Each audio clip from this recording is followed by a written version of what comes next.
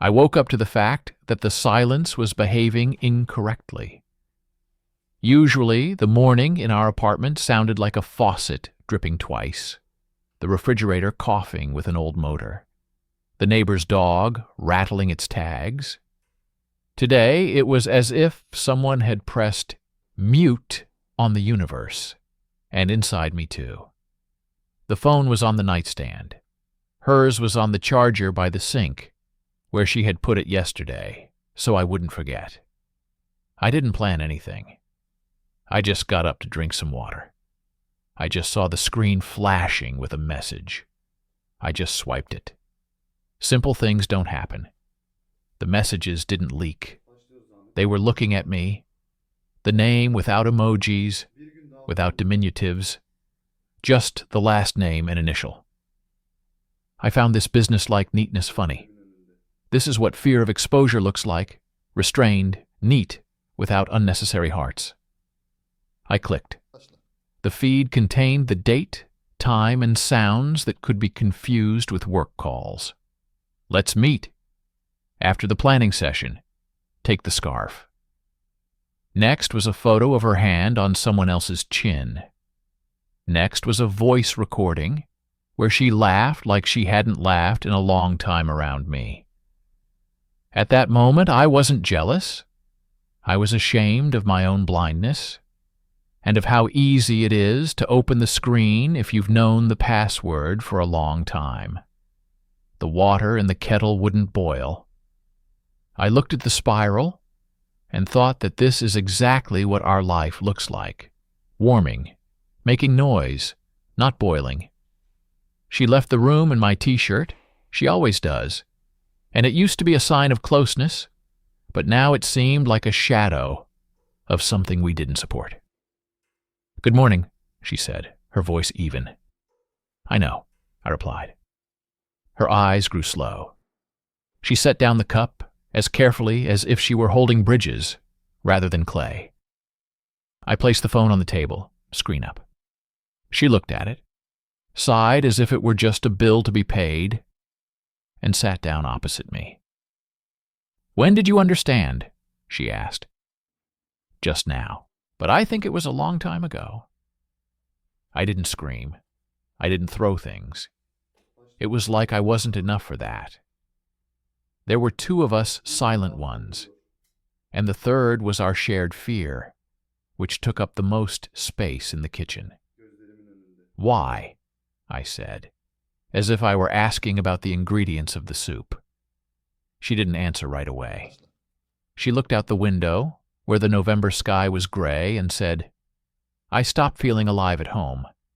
Everything is fine with us, but it's like in a regulation zone. He just listened. He didn't promise anything. I wasn't looking for it, honestly. It happened. Then it happened again. I don't make excuses. It was strange to hear about the betrayal so quietly, as if she was talking about an expired gym membership. And inside me a fan was spinning. I didn't hear, I didn't see, I didn't notice. "How many times?" I asked, feeling ashamed of the arithmetic word. "Enough for it to be no accident." I looked at her fingers. Where the wedding ring should have been, a light strip of skin had long since disappeared. We stopped wearing them because of "it's uncomfortable" work. Fingers swell. Nothing disappears. It's simply taken off and put in a drawer until better times. "Were you happy?" I asked. "I was visible," she replied. The word visible cut through me. How many times had I come home and been lost in the phones, the reports, the news? How often had we called proximity neighborhood? I recoiled from the thought that this was an excuse. And at the same time, I understood that without this thought, nothing could be explained. We have gone into a mode of agreements. This is what always happens when people are afraid of their own emotions. They hide behind logistics. "I'll pick up the package today," she said. "Okay. I'll pick up the laundry. And don't buy coffee at home. We still have it." I wanted to laugh. We sit over the rubble and draw up a cleaning schedule. But perhaps that's what saves us, the little things that keep the big pain from overwhelming us. "I don't want you to forgive me now," she said, "and I don't want you to punish me. I want us to look at what we've become, not who we're to blame for, but what we've become." "We have become people who know how to keep quiet," I replied. She nodded. And for the first time that morning she cried, not for show, but for real, quietly, like adults cry, her shoulders barely shaking, her eyes not looking for an outside witness. I didn't touch her. I didn't know if I had the right. She talked longer, about the bar after the corporate party, about how he asked her what she liked for breakfast and remembered the answer, about how at our house she was afraid to ask me, "How are you?" because she could hear the fork in response. "Fine. I didn't leave you because I didn't want to leave," she said. "I want to come back. But the information is already there. It doesn't go back." I wanted to hate her for that logic. She was too mature for my anger. Anger loves simple plots. We have none left. I told myself that I was good. I worked. I didn't drink. I didn't scream. I didn't disappear for a week. I counted my money. I bought movie tickets once a month. I had patience. These were good things, but they didn't make love. They made a safe mechanism. "I want to know when it started," I said. "Last spring, when you forgot about our weekend and took an extra shift." I said to myself then, "Okay, adult life." And then I realized that I had become okay for myself. And he, not. It hit harder than I expected. Not because it was spring, but because she remembered the day she stopped fighting. After breakfast, I went to the store. Buying bread is funny and right. People in difficult situations reach for simple things: water, bread, salt. I walked between the shelves and thought that each person's cart is like a small biography. Mine is the biography of a man who is afraid of callbacks. I saw him before he saw me. Ordinary, pleasant even. Nothing heroic, nothing expressive. I felt bored and ashamed at the same time, that I had expected to see a monster, and had not acquired this habit for convenient anger. He looked up.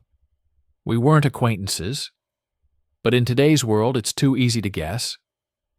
Our eyes met for a second, long enough for it to become clear to both of us. We knew more about each other than we wanted to. I passed by. He did too. This scene was more right than any fight. She was sitting on the floor in the hallway, her back against the closet, as if waiting for the verdict. "We're not going to make any decisions right now," I said. "We'll give ourselves 2 weeks. Without him. No office talk. Just us and our facts." "Okay," she said. "I'll tell him everything. Myself." I didn't feel any better. But something clicked inside me. A mechanism that still obeyed the rules. We wrote them down on paper. Yes, childishly. Point 1. No meetings with him. Point 2. Honesty, without the hurtful details. Point 3. Dinner together 3 times a week. Point 4. 1 trip to the therapist for the 2 of us. 1 for each of us. Point 5. The right to remain silent if it hurts. Point 6. No more always never calls. Point 7. No more pretending that nothing happened. We signed up. It's like we bought time. It's like time is for sale. At night, I listened to her breathing. And I thought that all day I'd been holding on, not because I was strong, but because my pain had not yet learned to speak. It had only learned to stand in the corner and clench its jaws. I didn't touch her. Not because I didn't want to. I didn't know what I wanted. And it was honest. Honesty is a strange thing. It doesn't lessen the pain, but it sets limits to it. I fell asleep closer to dawn, letting go of the phone from my mind for the first time in a day. On Monday, work felt like theater. I sat in a conference room, talking about deadlines, nodding, taking notes. I was praised for the clarity of my plan. I thought about her word, visible. At work, I was visible. At home, for some reason, I wasn't. Maybe I learned to show up only where there were KPIs and applause. At lunchtime, I wrote to her, "How are you?" She replied, "I'm holding on, I told him. He's holding on too, that's all." I thanked her for everything. There's so much economy in that word that it would be enough to pay for several sessions of silence.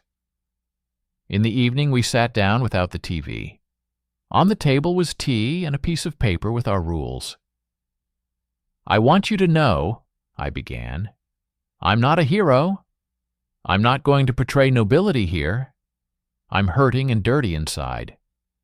But I don't want to make any hasty moves because I'll regret them later. I want to understand if we're beyond what happened." "Yes," she said. "But that yes takes work. Yours and mine. Not an automatic apology. Not a 'I'll be better' phrase. I want to know what you want, and I'll tell you what I want." "Speak," I said, clenching my fingers. "I want you to look at me when I talk, to ask how I am, not as a list item, to have not only a life, but us. I want to give you back my life, not pretend I didn't give it away. I want," I said, "to have the opportunity to be weak, so that I don't feel ashamed to say, 'I'm scared,' and so that it doesn't sound like a request for privileges." She nodded. This was probably the first conversation we had in years where we were both not taking the exam but were present. On the third day, we went to the therapist. A small room, books, a ficus, light. A middle-aged woman who looks at us as if she knows that there are more than two sides to every story. "You both don't want to be bad," she said, "and it prevents you from seeing that you are ordinary. Ordinary people learning anew. Betrayal is not the end of the story, and it is not the beginning of a tale of punishment. It is a turn that does not necessarily lead to a cemetery. But it does not promise an amusement park either." "What should we expect?" I asked. "Honesty and fatigue. If you can endure it, the meaning will appear. If not, you will find other meanings. I don't like such formulations. They don't provide support. But perhaps they are the honest ones. We were cooking dinner together, chopping vegetables slowly. She asked if she wanted to add garlic. I said yes. This simple agreement suddenly felt like a gesture. Everything we did became symbols. Even the dishes I washed seemed to be washing invisible words off the walls. Before going to bed, she said, "Thank you for being there." I replied, "Right now, yes." The answer didn't sound like a promise, and it was right. Late at night, I opened my laptop and wrote a letter to myself. "Don't betray yourself in the pursuit of the right ending," I wrote. "If you stay, stay not out of pride, but out of love. If you leave, leave not out of revenge, but out of respect. Check whether you are confusing shame with morality, pain with righteousness, silence with wisdom." I reread it and felt that for the first time in days, I had something to lean on besides my bruised ego. The next morning he called. I saw his number. She warned me it was possible. I pressed accept and said nothing. "It's him," the voice said. "I wanted to apologize. Not because I have to, because I don't want to be a ghost to you. I'm done with this, and I won't touch your house." "Okay," I said. "We don't need your words. We need your absence." "Understood," he replied. The conversation lasted 20 seconds, but something in me let go. Maybe I just regained my right to choose. We went out to the park in the evening. She kept to herself, didn't try to take my hand. I took it myself, not as a sign of return, as a way to check if we still felt warm. "I don't know what's going to happen," she said. "Neither do I replied. "But I'm ready to find out." The evening was graying over us. The children were chasing a ball, someone was feeding pigeons, someone was arguing on the phone. The world did not notice our trouble, and that made it easier. If the world is standing still, then it's time to fix something.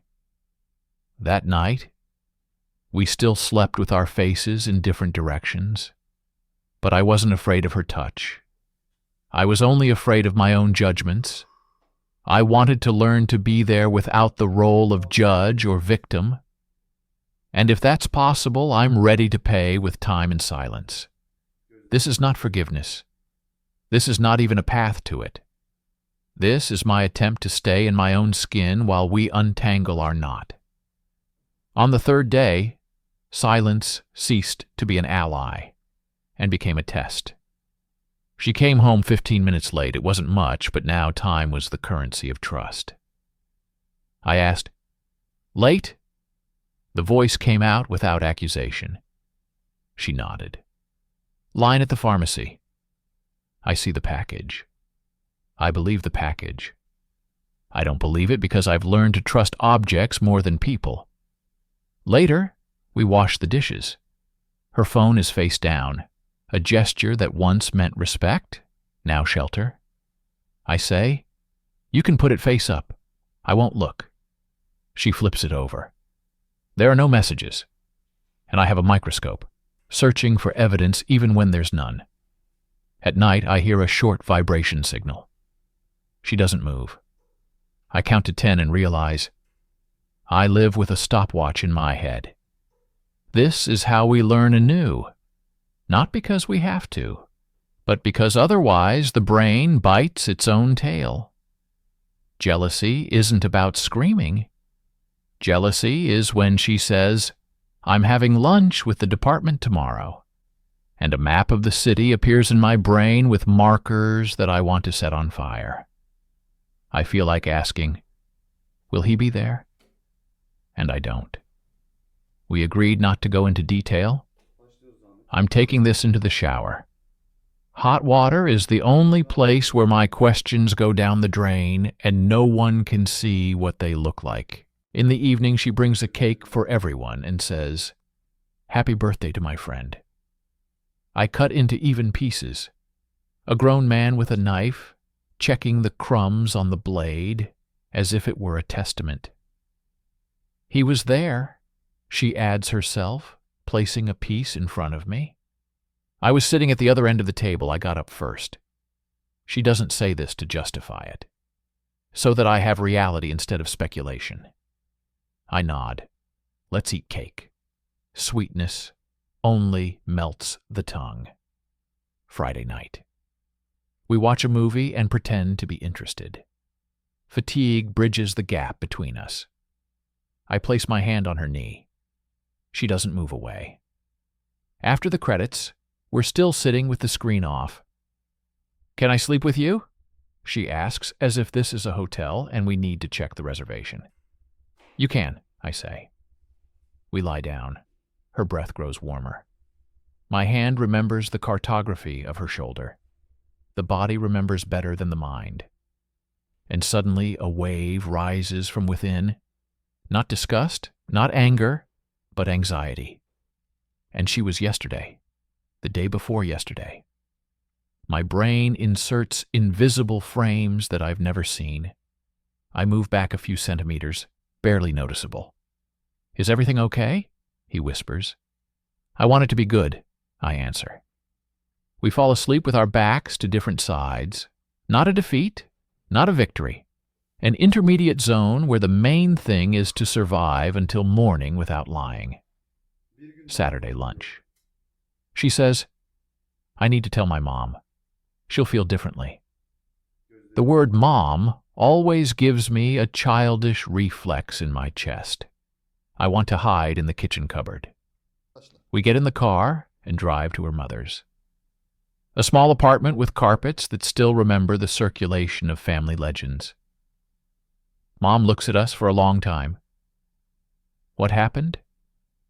She always asks to the point. She, my wife, speaks without tears, without acting. Mom listens, taking the cup as a talisman. When the story ends, Mom puts the cup on a saucer and says a phrase that I will not forget.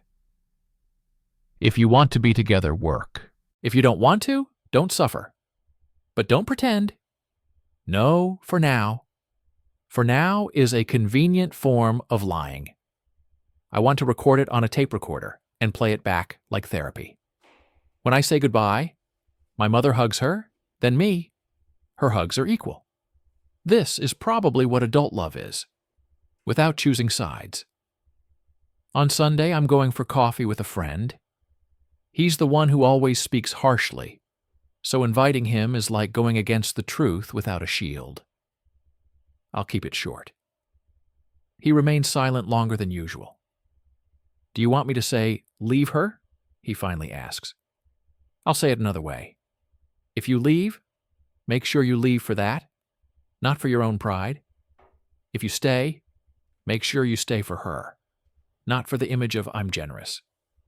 You know me. I don't believe in pure motives. But I do believe in work. Will you pull it off? I don't know, I say. So do it until you find out. And also, don't follow her.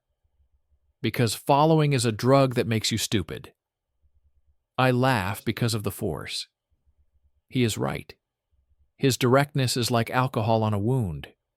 It stings, but it cleanses. In the evening, we do something that I wouldn't have the energy to do in the morning.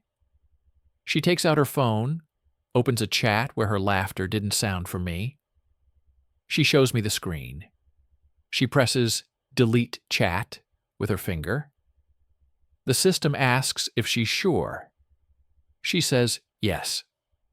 There's no fanfare. There's no cleansing by fire. There's an emptiness that appears after the text disappears. There's a note from him in the desk drawer, she says. I'll throw that away too. No demonstrations. Okay, I say. No need for demonstrations. We stand side by a trash can. Two adults learning to take power over themselves from trash. On Monday, we were late for therapy. We came home hungry, angry. The nonsense stuck like burrs. You misplaced my scissors again, she says. I was making dinner, I answer. And your towel is on the radiator again. It smells like rust. Previously, we would have been standing opposite each other at this point, like two batteries of accusations. Now there's a pause. She takes a deep breath. I'm not talking about the scissors. I'm talking about the fact that everything has shifted. I'm not angry at you. I'm angry at myself.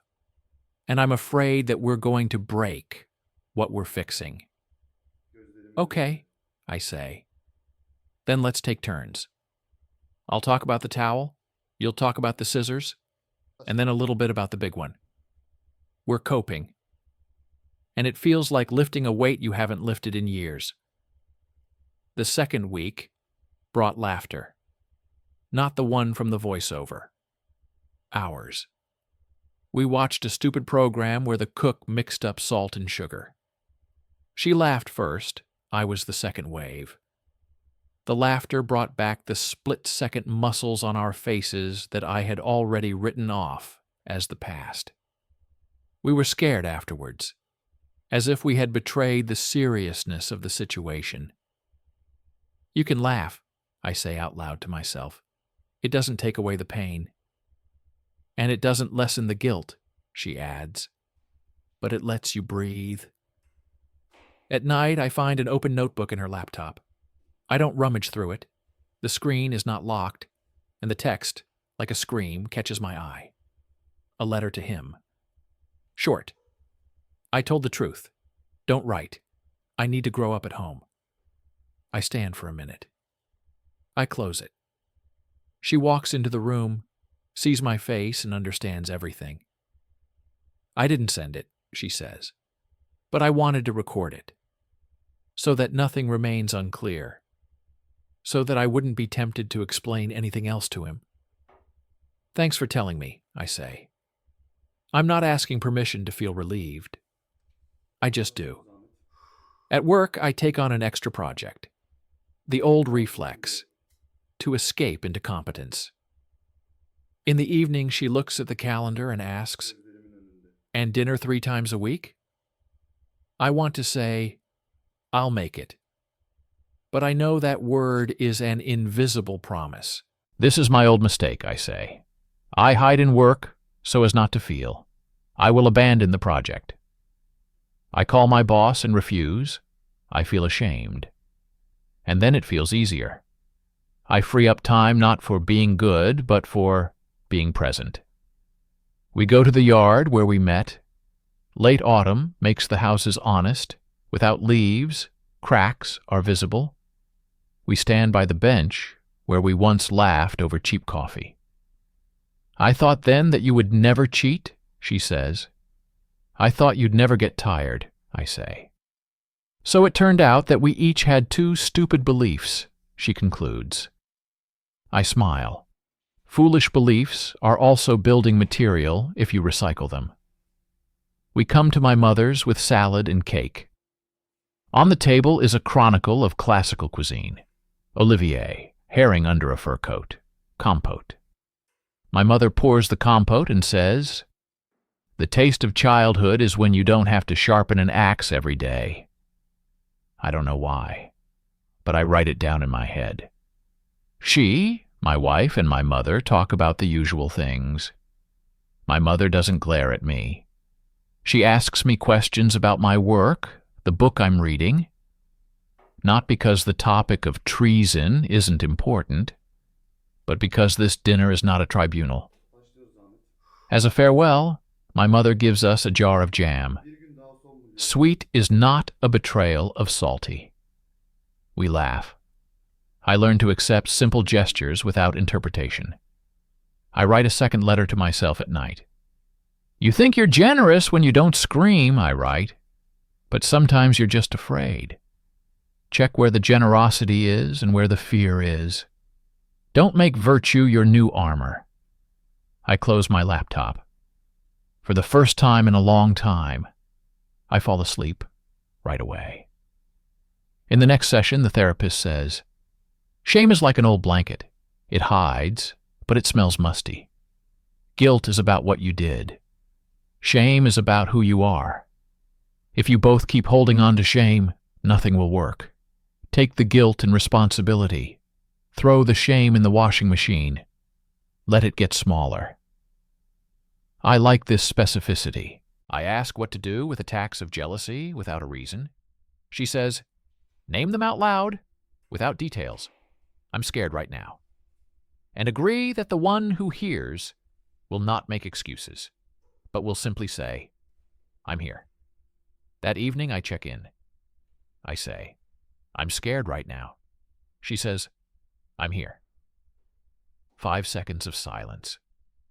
The attack passes more quickly than usual. Maybe everything I've thought was difficult for years is just unspoken. At the bus stop, I see him again. He is standing with a package containing something fragile. Our eyes meet.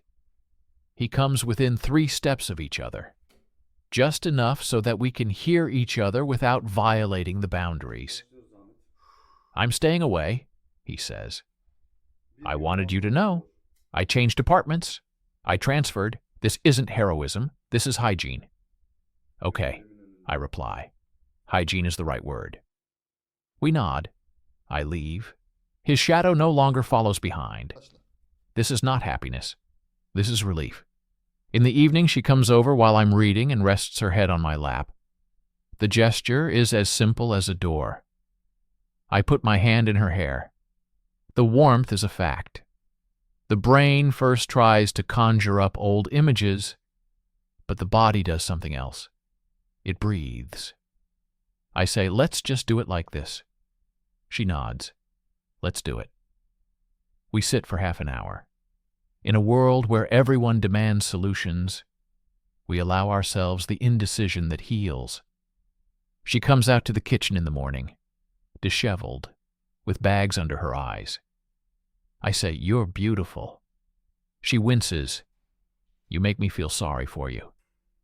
I say, "I admire you. You're not running away. You're standing here doing this work with me. It's beautiful." She doesn't answer. She pours coffee. Then she comes over and touches my neck with her fingers. A compliment isn't always about looks. Sometimes it's about the fact that a person hasn't given up. We discuss whether we should remember our first meeting with him in detail. The therapist said, "No crippling details." But sometimes the brain paints a picture that is worse than the truth. "Tell me just one thing," I ask. "When did you take the first step?" "The inner one."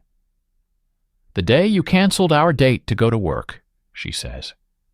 "I'm not making excuses. I just realized I had a piece of the day that didn't belong to us, and I gave it to whoever asked for it. It was my decision. Not a good deed, not an accident, a decision." I breathe in. Thank you for making it sound like the truth, not a fairy tale. The truth has a heavy weight, but it doesn't creep. My day is ruined. I accidentally see a pop-up banner on her phone with the old chat name, Lunch Department. I'm getting annoyed. I realize I'm not ready. I go to the bathroom, sit on the edge of the tub. I'm scared, I tell myself. Then I leave. I'm scared, I tell her. I'm here, he replies. And suddenly there's no need to explain anything. Before I would resort to sarcasm, hints, and the usual tools. Now the air is coming back. I'm not romanticizing. It wasn't a scene from a movie. We were awkward. We tested each other with our touch, like testing ice for thinness. There was a place where I stepped back, and she did too. A place where we laughed like teenagers. A place where it became very sad for a moment, because it wasn't just us with us, but everything that had passed between us. After, we were silent not out of shame, but out of gratitude. Gratitude for the fact that bodies took the risk first, when words were still afraid. I fell asleep facing her, for the first time in many nights. Mom calls me, not her. She says, "I don't climb, but tell me if you need anything from me. Money, time, advice I can refuse. If not, just tell me you're holding on." I say, "We're holding on." She says, "Hold on. Not like two rocks, but like two hands. Rocks don't move. Hands can." I want to write that phrase on the magnetic board in the kitchen. We walk through the city, and for the first time in a long time, we choose a bookstore instead of a shopping mall. We buy a book. At home, we read aloud passages that stick. She reads the line, "Love is not just about who you fall asleep with, but also who you let see you wake up." I say, "Write that in our rule book." She writes, "Our codex is becoming more like a map than a contract." In the evening she says, "I have a hard time saying sorry, because it feels like I'm asking for permission to stay." I answer, "I have a hard time accepting sorry, because it feels like I'm issuing a pass without an expiration date." We agree. Sorry for us is an admission, not a ticket. It doesn't cancel the consequences and doesn't guarantee a place. It's a light you turn on to see what you've broken. We're planning a little trip for one day. I won't run away. Switching. We're choosing a city nearby where our stories don't exist. On the train, for the first time, I catch myself thinking that I'm looking out the window without the desire to check her phone. It's a small thing, but small things build bridges better than slogans. She confesses, "Sometimes I think you're better than you are, just because I've been wronged. And that's unfair to you." I reply, "And sometimes I think you're worse than you are, just because I'm hurt. And that's unfair to you." We laugh, with bitterness and relief. Confession is like uncorking a soda bottle.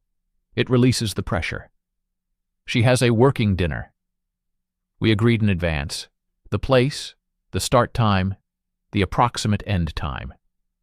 Not as a control, as a safety plan for our two nervous systems.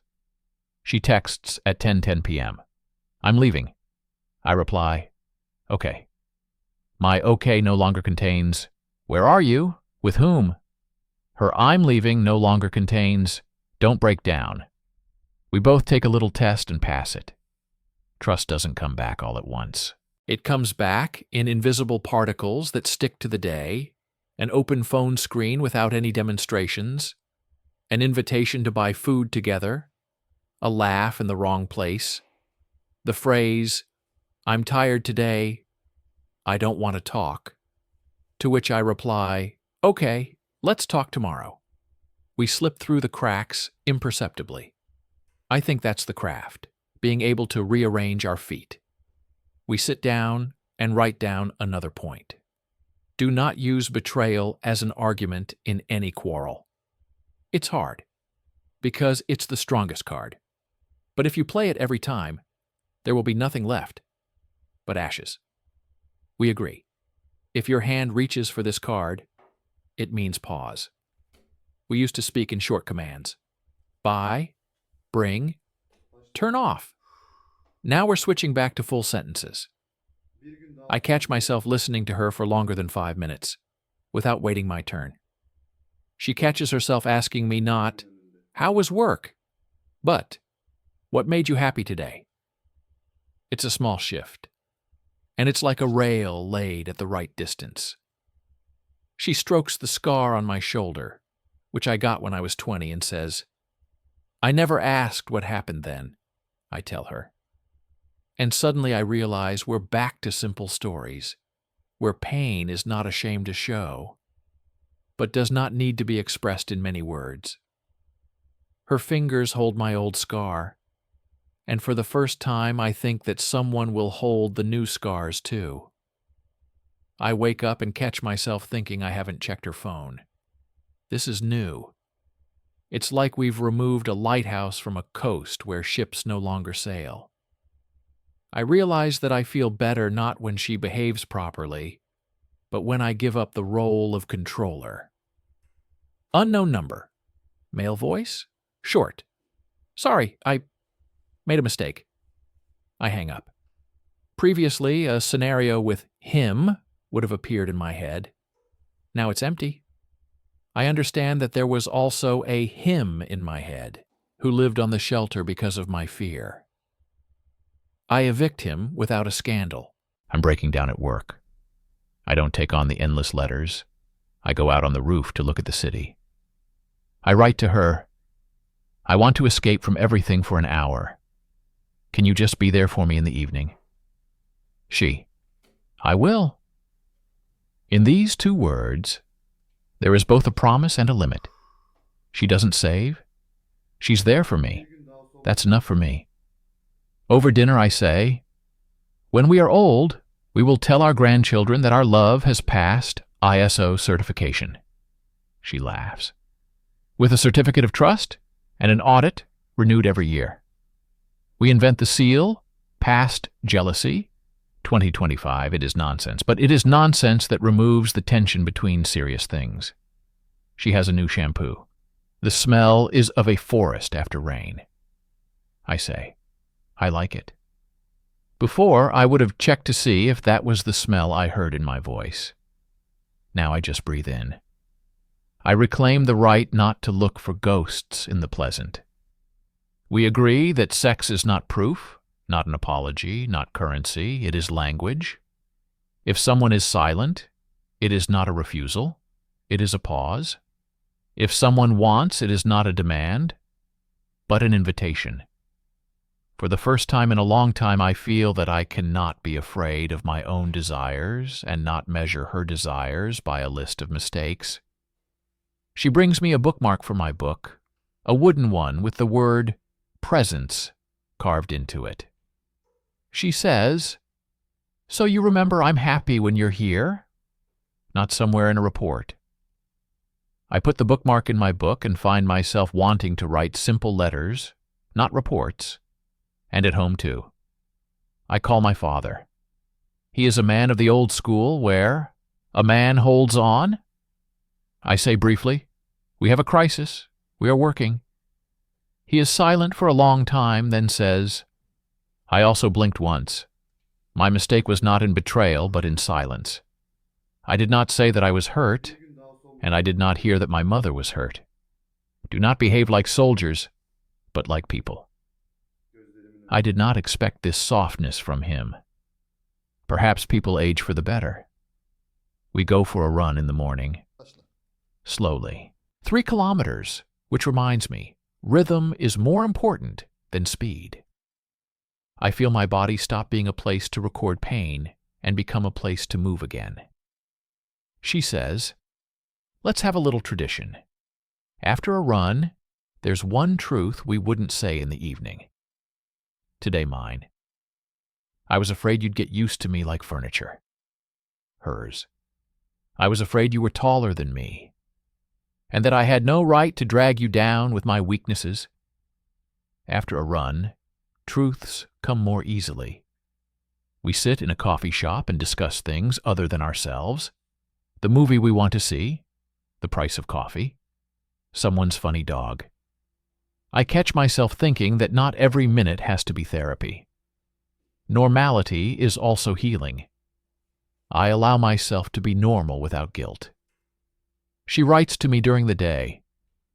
"Thank you for being here," I reply. "Thank you for not running away." These are 2 short sentences without pathos. I used to only have big texts. Now short ones are more honest. We go to visit mutual friends. I used to dread these evenings. Who knows what, who guesses what? We decided not to tell anyone except the closest 2. The evening passes peacefully. Someone discusses renovations, someone new taxes. We return home and I say, "I could breathe there." She, "Me too." That's a lot.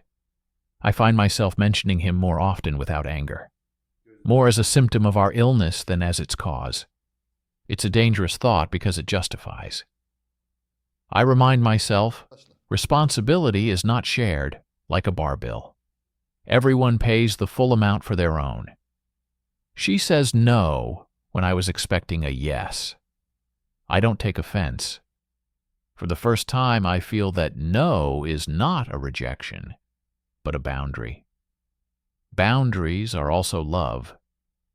That night we just fall asleep next to each other, and I don't feel like mentally counting how many yeses and nos there have been.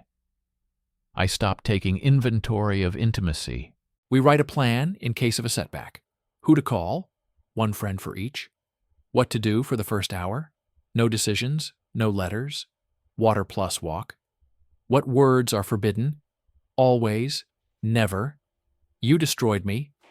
You owe me. We put this sheet in a common folder. We may not need it. But having instructions is like having a first aid kit. She brings home a presentation she made. I look and I catch the pride. Not toxic, not possessive. Simple. My person did well. I say it out loud. She laughs. It's important for me to hear that from you. We open the wine. We drink by the glass. No one plays roles. I'm no saint, of course. One day I snapped, with cold answers, dry uh-huhs. She held out for an hour, then said, "I feel like you're punishing me silently. That's worse than yelling." I sat down. I said, "You're right. I punished. Because I was scared. Instead of telling, I made a target of you." She exhaled. "Thanks for admitting it. I'm scared too." We return to human speed. I take our old photos, not for masochism, for the memory that we were different. Not perfect, but funny, alive. We look, comment on hairstyles, clothes, crooked smiles, laughter, without bitterness. I think maybe our memory has finally stopped being a warehouse of claims and has become an album. There are evenings when we are simply tired. No conversations, no plans, no intimacy. We stare at the ceiling. And this is not failure. This is life. Accepting no result is harder than working out a successful reconciliation case. I am learning not to bill for every day. We sit in the kitchen. I say, I'm not saying goodbye to you in the past yet, but I don't want to live there either. She says, I'm not asking for forgiveness as a ticket. I'm asking for a chance to show the present. We toast each other with cups of tea like two designers who have looked at the blueprints and realized, this is how you can build a house.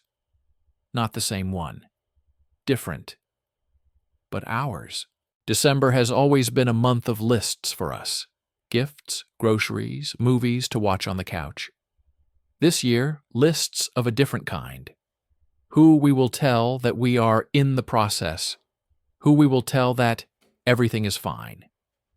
We decide not to recruit anyone as witnesses. Ours is ours. Her department is having a small corporate party.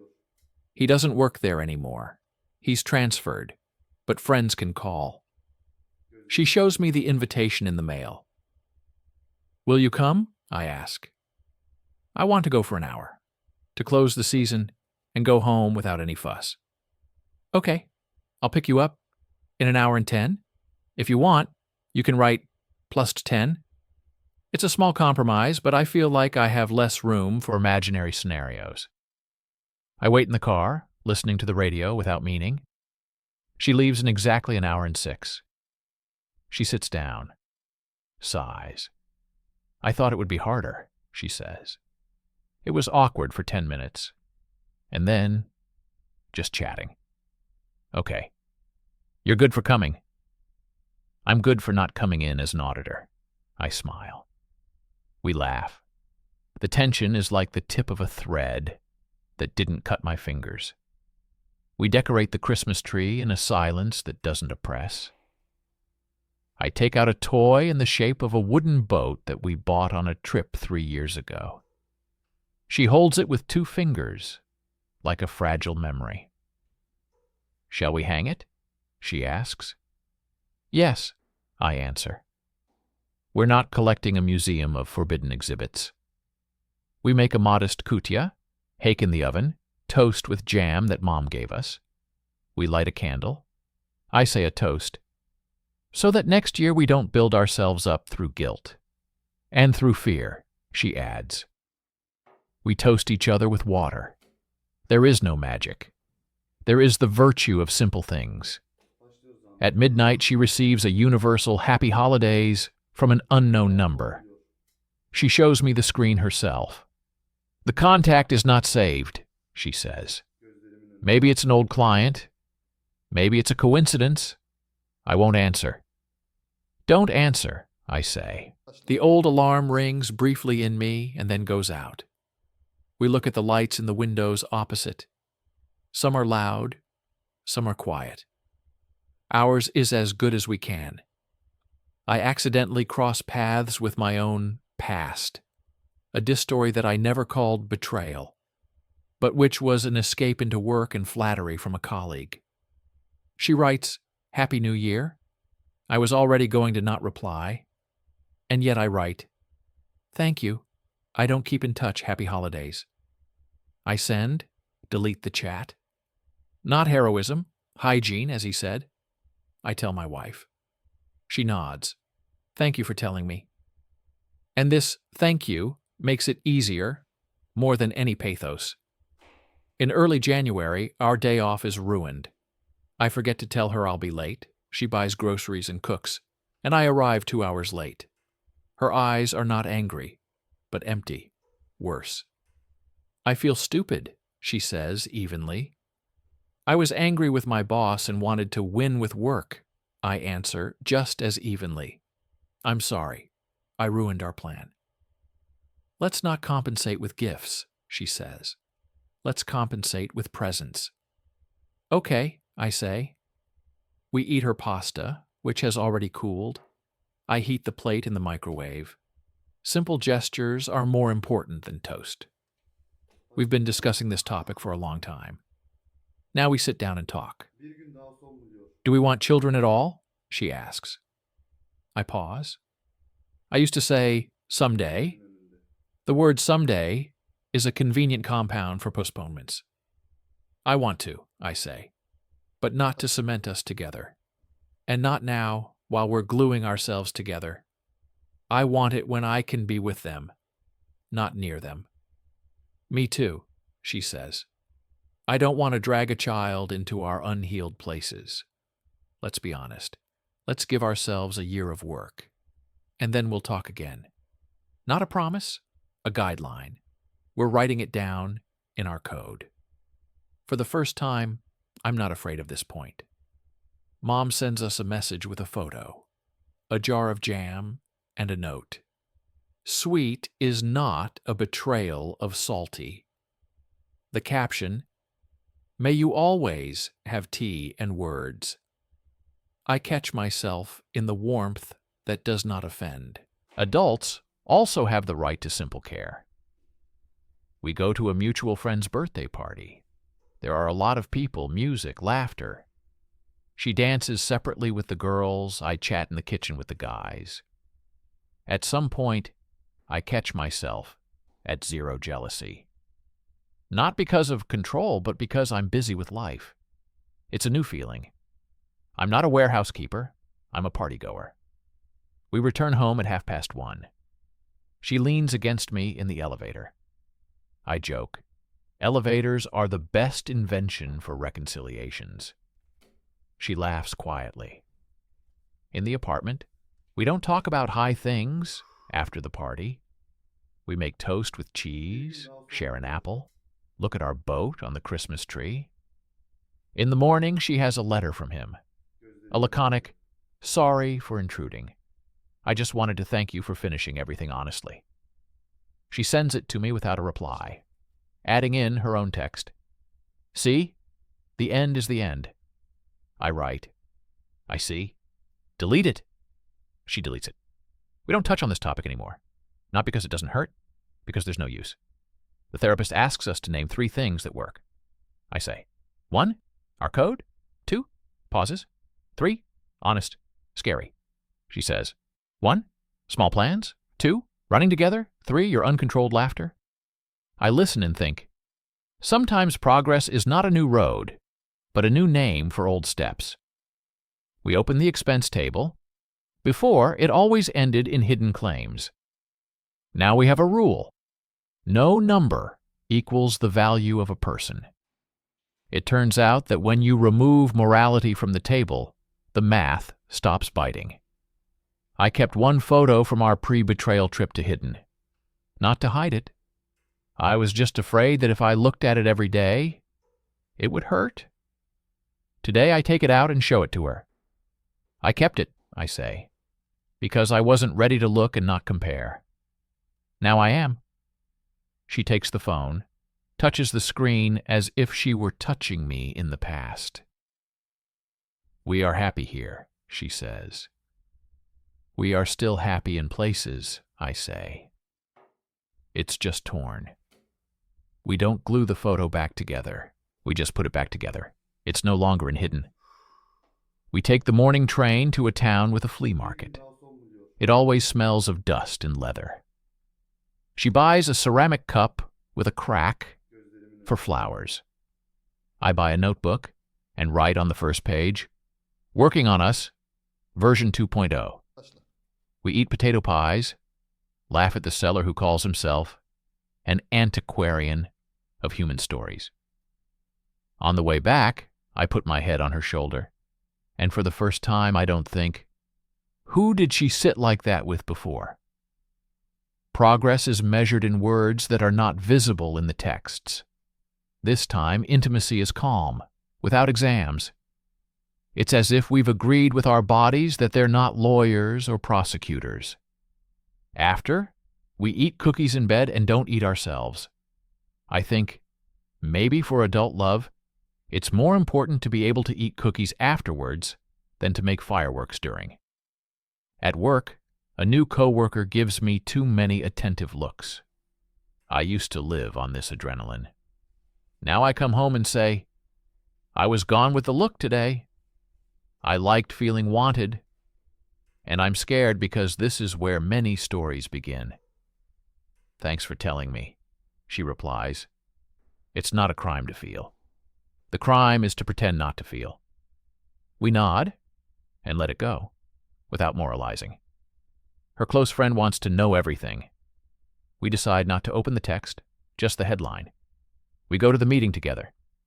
The friend listens, nods, says, I'm for you. She lags behind with questions. It turns out that support is not an interrogation, but a presence. Don't turn your story into a thesis on ethics, I write. You are not a judge or a theorist. You are a human being, be clear, but don't take away the right to make mistakes. She is sick. The flu. I make broth, carry tea, take her temperature. It seems like little things, but the illness removes unnecessary covers. At night she touches my hand and says in her sleep, Don't go. I don't go. I am good in a role where I am needed, not as a controller, but as warmth. When she recovers, she sits down and says, I have a fear that I will never fully regain your trust, that we will always have straps on our hearts. Maybe, I say, but straps are not shackles. They are insurance. We can take them off at night. We laugh, but laughter here is not protection. It is our way of accepting reality without surrendering. Every Friday, we now listen to one song that we each choose. She plays an old track that we used to kiss at the train station to. I play an instrumental without words. Words sometimes get in the way. Music glues where glue is invisible. One day she doesn't write, I'm leaving, even though she promised. She arrives 40 minutes late. It was inconvenient to leave the presentation, she explains.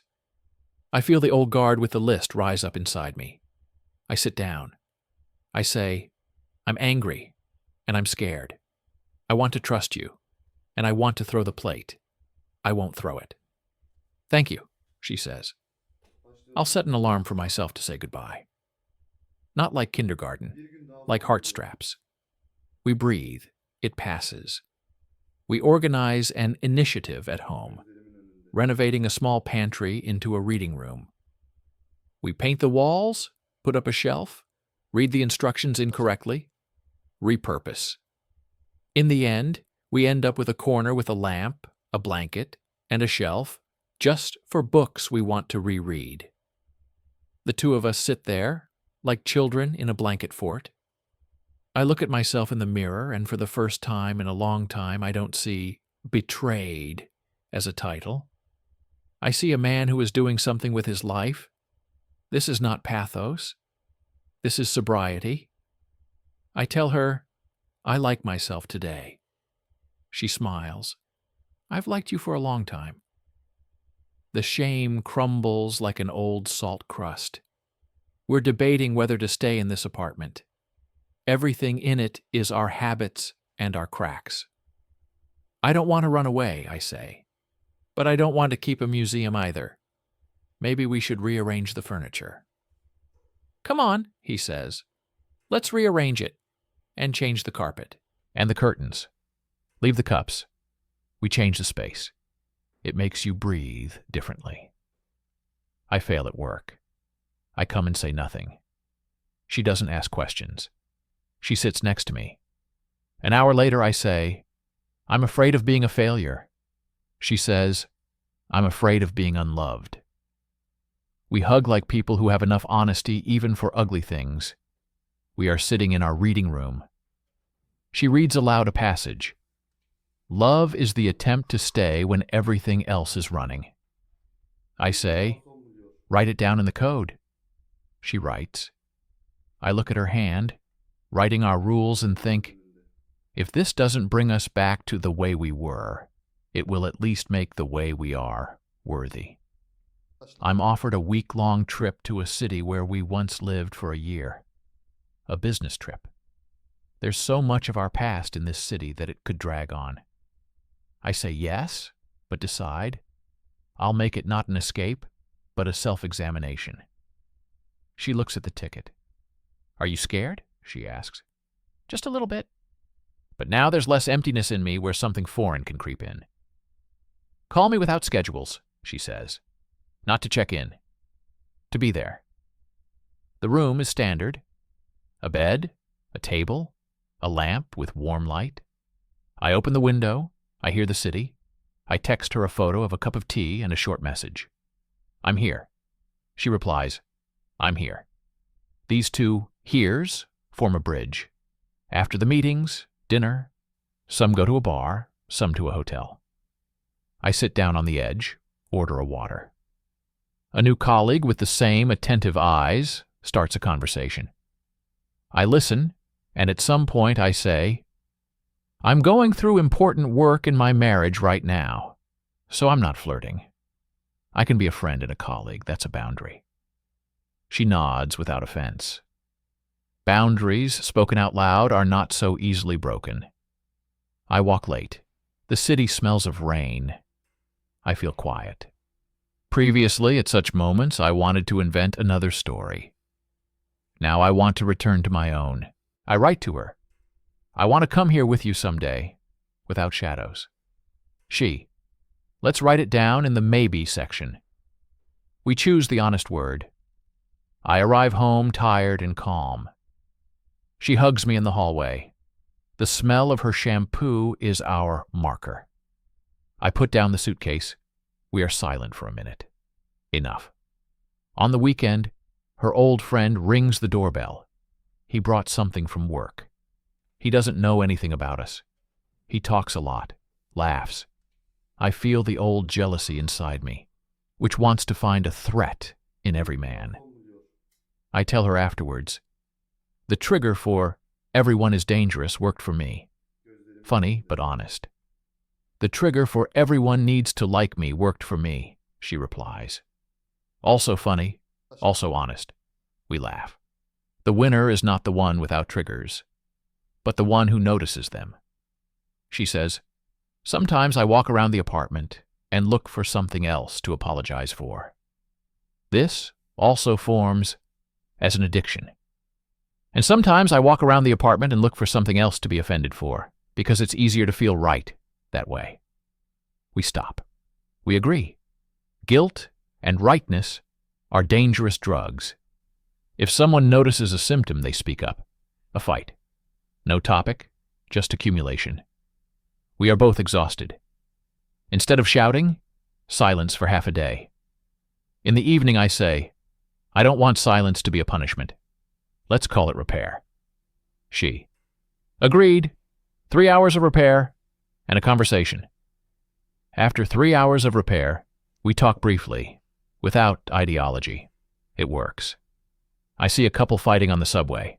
He's screaming. She's crying. I catch myself thinking, we could have done it like that too. And we still can. No one gives guarantees. Adulthood is when you admit that there are no guarantees and make deals anyway. I ask her in the kitchen, are you happy? In places, she says, and I like that we share those places fairly. Me too. Happiness as a network of little islands is perhaps a better metaphor than a single continent. She plants basil in a pot and puts it on the windowsill. She says, it's important for me to grow something, to see what my hands can do with life. I bring the wooden sign, Presents, from the bookmark and put it on the shelf next to it. Our gestures form the alphabet.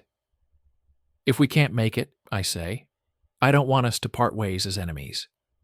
so that I'm left with not just scars, but lessons. If we can make it, she says, I don't want us to become a get-overcoming story. I just want to live. We write both ifs in a notebook. The recognized alternatives are less frightening. I am called to give a short lecture at her company. I am an expert in the subject. She is nervous.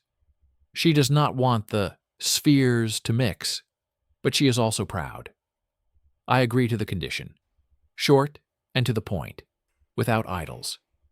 Everything goes smoothly. After that, she whispers, I looked at you and thought what it would be like to see you through the eyes of others and not be jealous. I smile. Here are our new roles, generous eyes.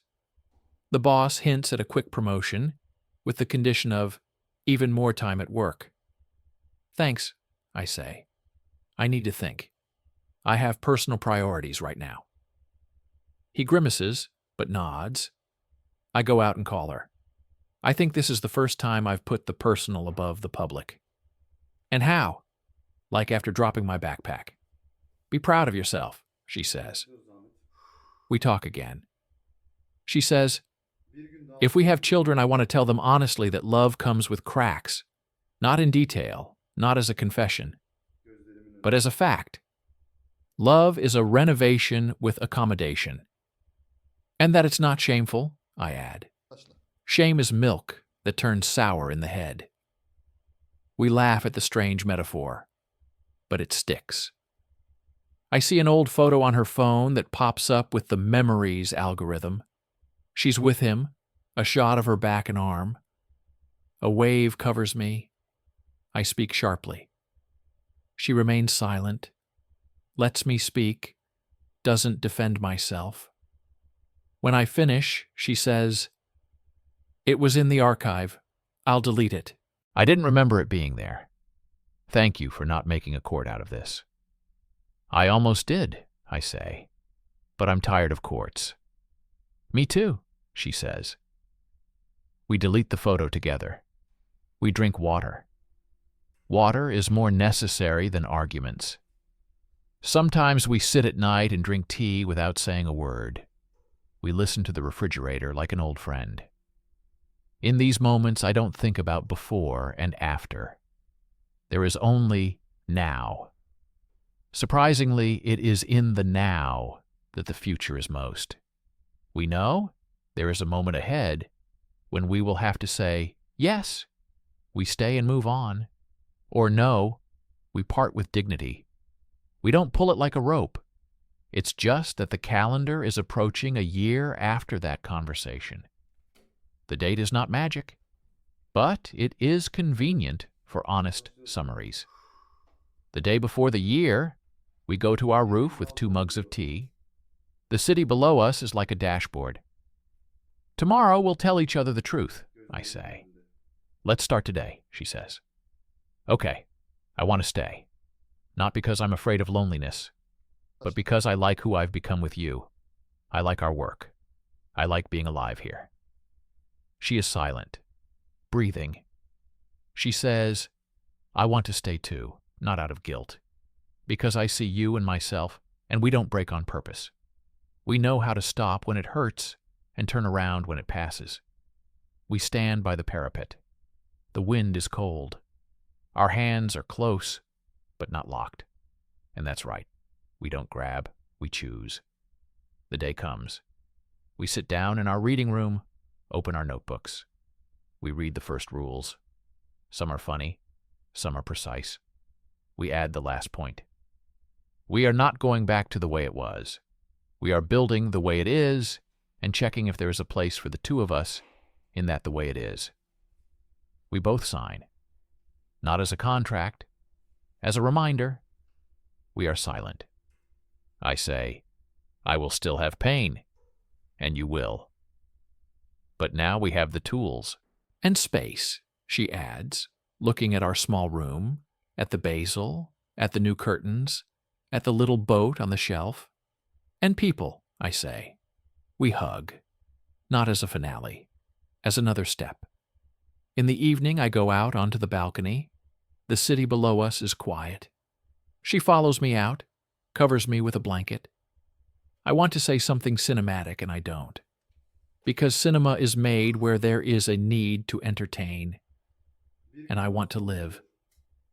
Tomorrow will be normal again, I say. And that's good, she says. We stand and breathe, and in that moment I understand. Our ending will never be set.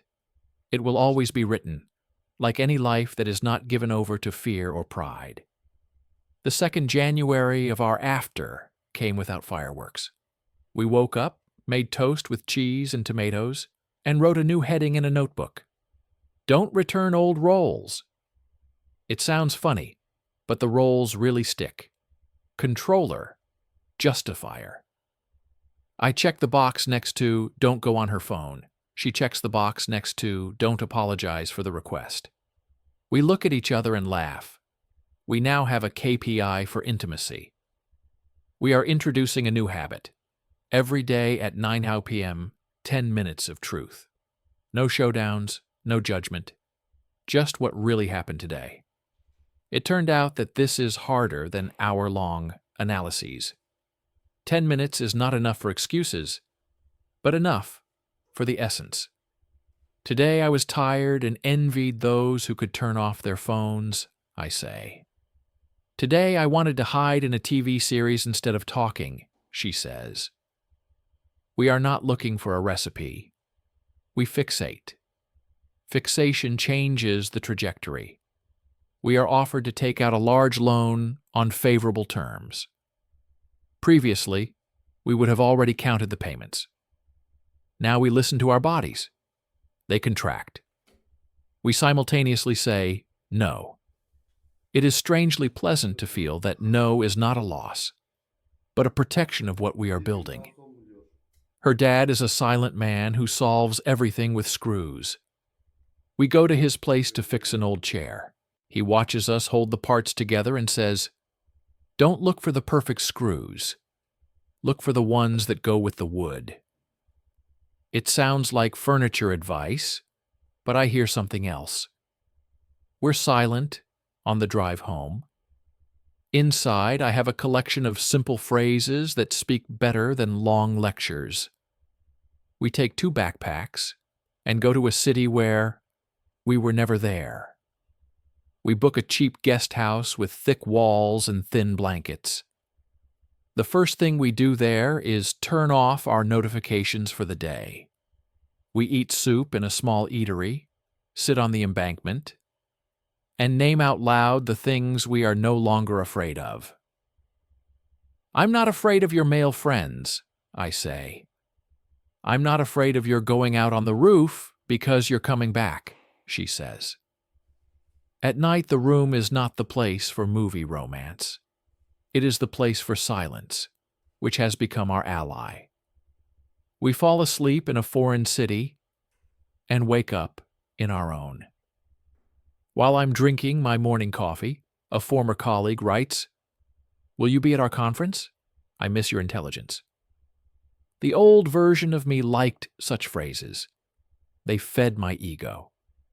Now I hear manipulation, not evil, just light. I reply, "Thank you, I won't come. Take care of yourself." I show it to my wife. She just nods. We're both adults. We return home. Our rearranged furniture is still alien, but I already see opportunities in this. We wash the windows together, and at some point I find it funny because of the simplicity. Sometimes it's better to wash the windows than to wash the past. The windows are clearer because of this, but the past is not. We have a conflict brewing. I want to buy a bike. She wants to take a course that isn't cheap. Previously, we would change positions on rightness, wrongness. Now we do it differently. Each person writes what it will bring to his, her life.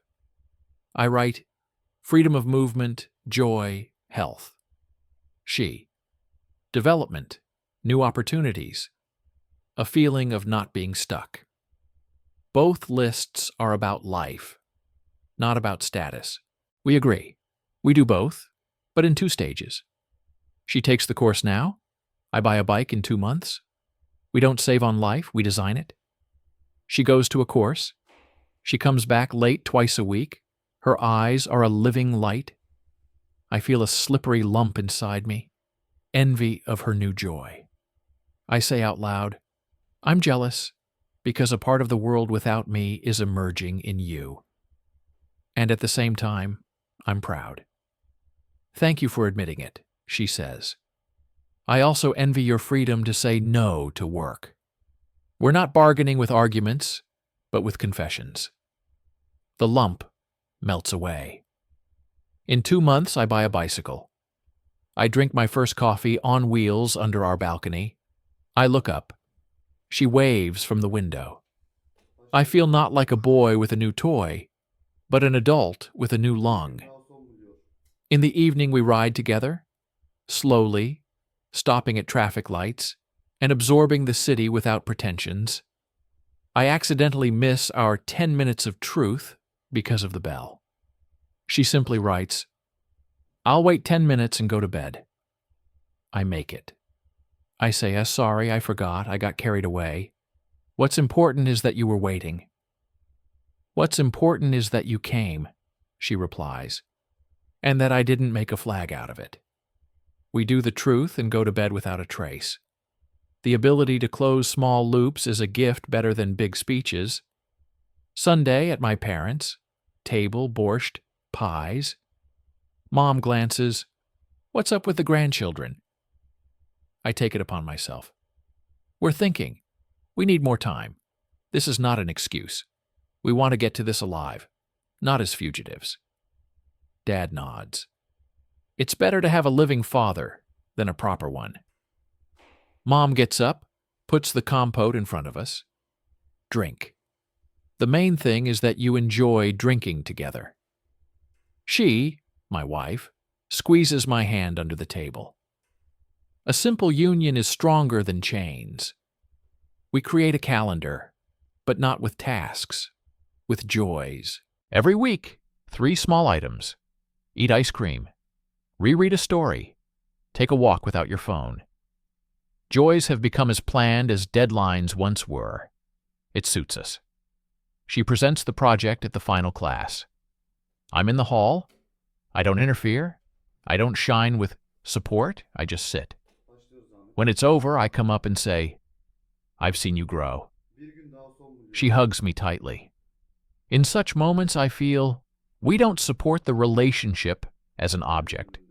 We support each other as people. I'm a month behind on work. The project hasn't been completed.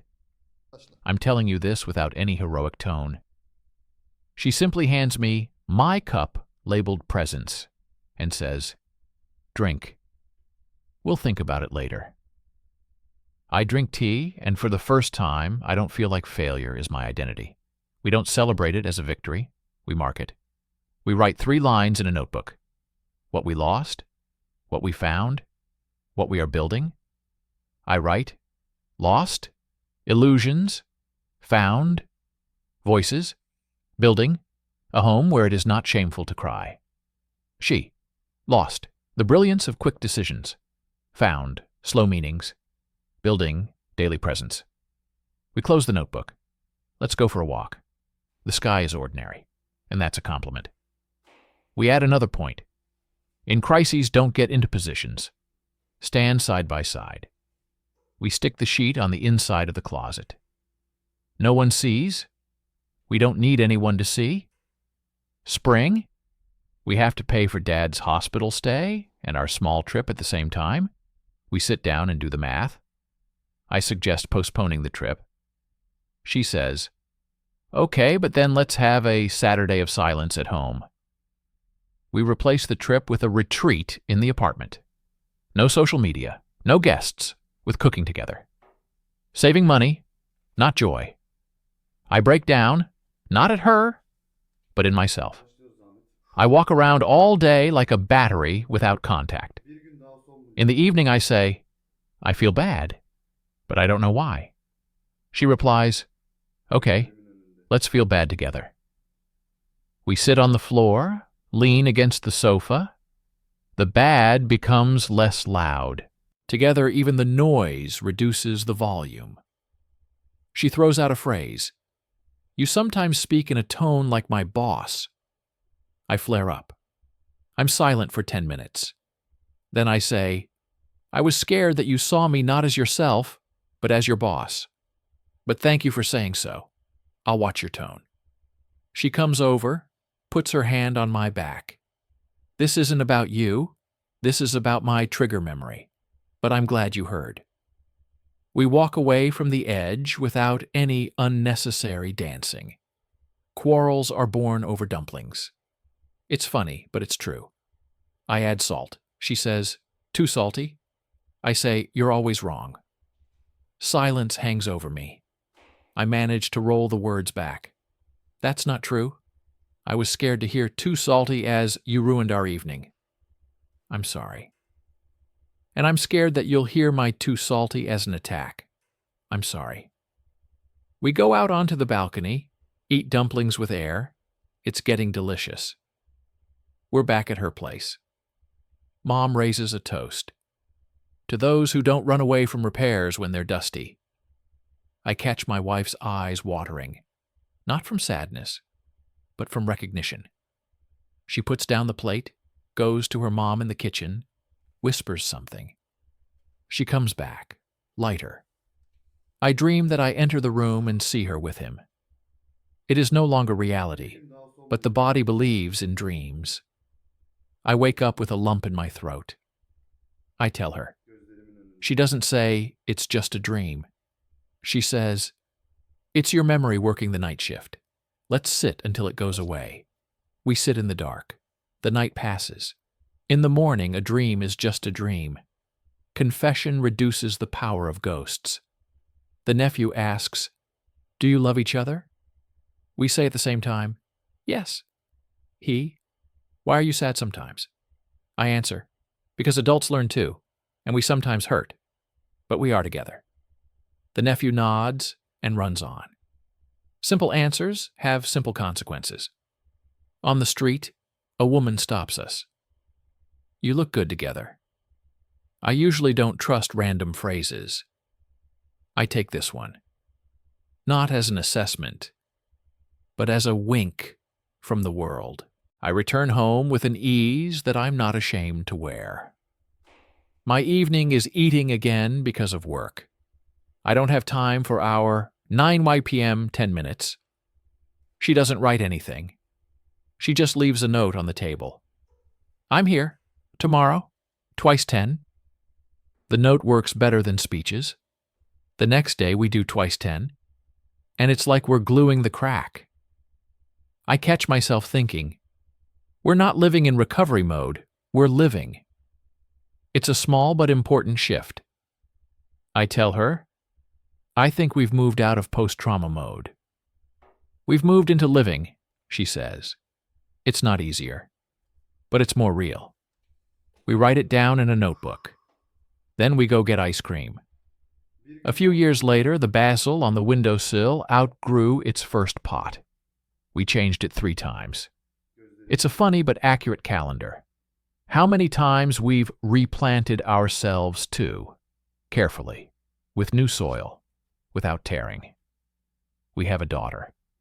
We didn't make a victory out of it.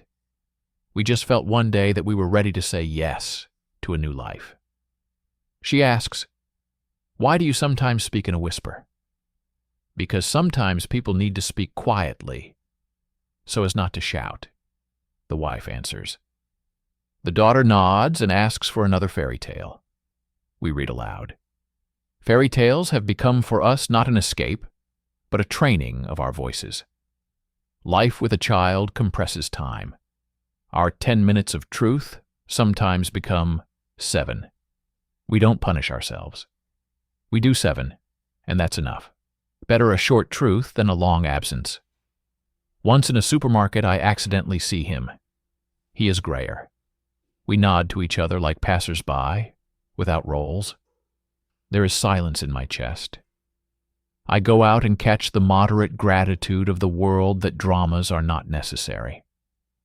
The sheet in the cupboard has turned yellow. We rewrote the code into a digital note, but we left the old one behind, like a poster with our first truths. Sometimes I open the cupboard and laugh at the "don't throw plates" clause. We didn't throw them, but back then it was important to write down even the obvious. From time to time we returned to that winter, shorter and shorter, clearer and clearer, without the taste of metal in our mouths. Sometimes it seems to me that the conversation is no longer necessary. She says, it is necessary in order to admit that we are alive, and the living remember. We admit it and go cut the salad. I turned down one promotion, accepted another, one that doesn't eat up my weekends. She changed departments, teaches others what she once taught herself. We finally don't attach our value to roles and salaries. Good pay is great. Bad pay is not a disaster. It's not enlightenment. It's a trained habit. Sex has ceased to be a measure. It has become part of the language. Sometimes it is silence. Sometimes it is music. Laughter has finally returned. We laugh at the banal, dirty plates, crooked shelves, children's inventions. This laughter does not cancel seriousness. It gives us oxygen.